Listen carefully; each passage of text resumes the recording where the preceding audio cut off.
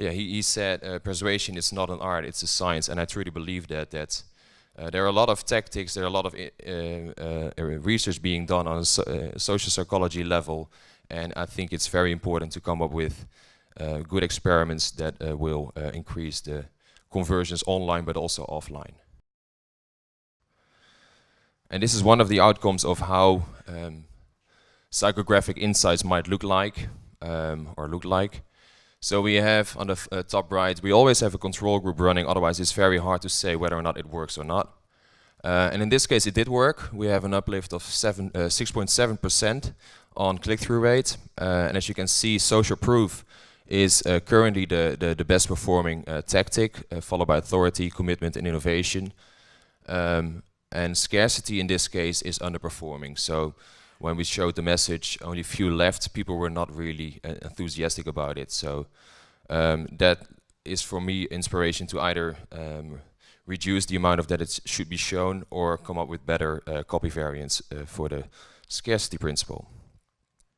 So what we deliver persuasion as a service, and we combine persuasion, machine learning, and we present our clients psychographic information that can be used on platform for new experiments, but also off platform. So mostly the marketing department is very interested in maybe using it for display advertisements, for instance. Then some of the learnings, I think you might be very interested in this.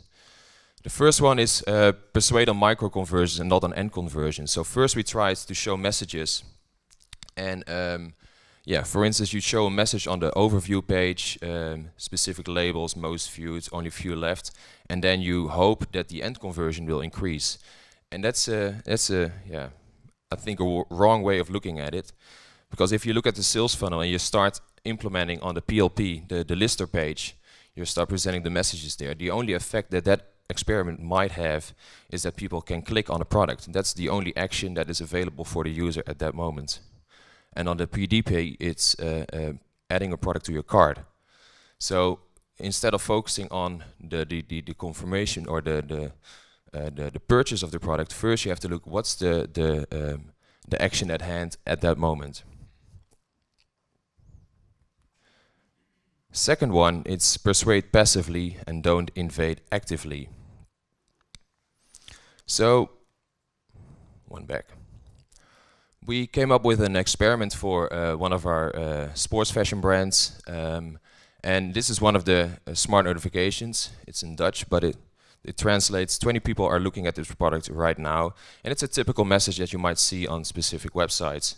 So it slides up, and then after 7 seconds it slides down, or when someone has clicked on it to close it, then it will hide as well.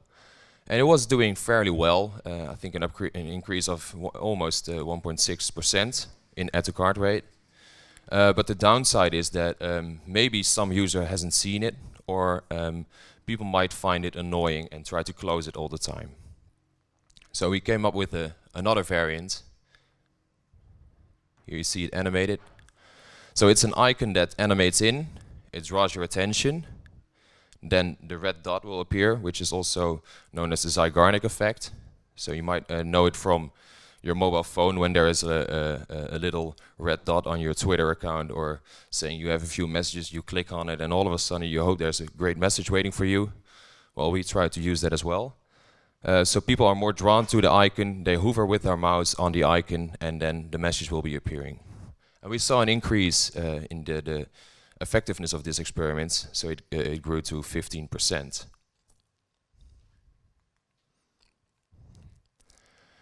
The third learning, and I think this is the most important part of the presentation, is there is no such thing as a one-size-fits-all approach. And this is probably the question you might have. So if you're testing a lot of those experiments on several layers of the sales funnel, which principle works best for me? And so what we did, we combined all the data of our clients and we came up with this. And as you can see, there are two features currently being compared. So we have the smart notifications, which were the bigger messages on the detail page of the website. And we have the product text, which were the more smaller messages on the lister page, the messages saying most viewed or only few left.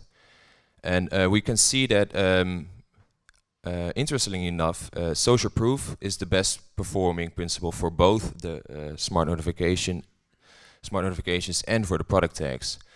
And if you look at the worst performing, it's again in both cases innovation. And for innovation, you have to think about small messages such as just in or fresh or new, but also maybe more technology driven, such as future tech. And we also split the information on a industry level. So here you can see the persuasion DNA principle versus the industry. And this is for the product tags, so the smaller labels. And you can see that, well, we have the fashion industry, HR, telecom and electronics. And interestingly enough, social proof is again performing well. But innovation for fashion is performing pretty good in this case.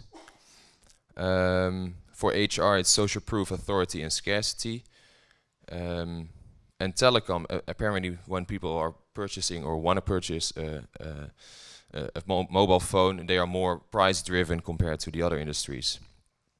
And at least, last but not least, we have electronics industry, and then the social proof is the most effective one for clicking on the specific products.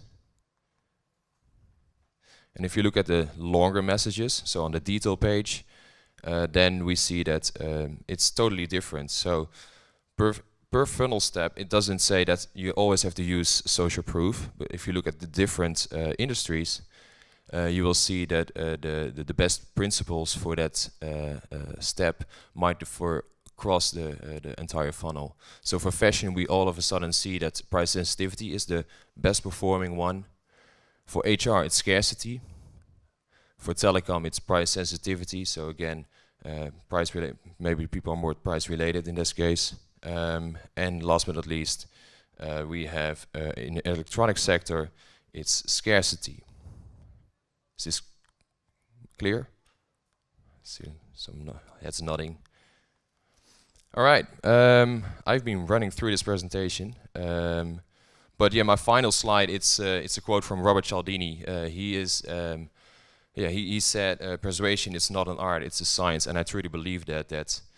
There are a lot of tactics, there are a lot of research being done on a social psychology level, and I think it's very important to come up with good experiments that will increase the conversions online, but also offline.